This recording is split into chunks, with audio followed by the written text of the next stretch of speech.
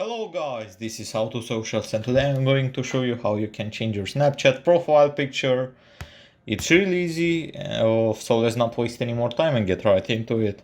So once you're on Snapchat and let's say you don't have a profile picture, what you need to do is just head over on your profile icon, just hit it, and this should open up a menu just like this.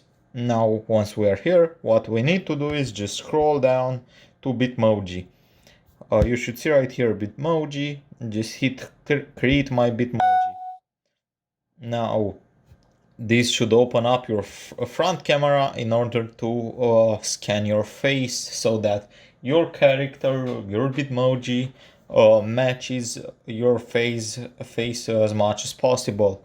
You can either create a female or male Bitmoji. And once it's centered, it should scan your face and make it as similar as possible to your face. That's pretty much all there is to it, guys. From here on, you can just customize your Bitmoji, add clothing, and just a bunch of options. And that's pretty much all there is to it. That's how you create your Snapchat profile image.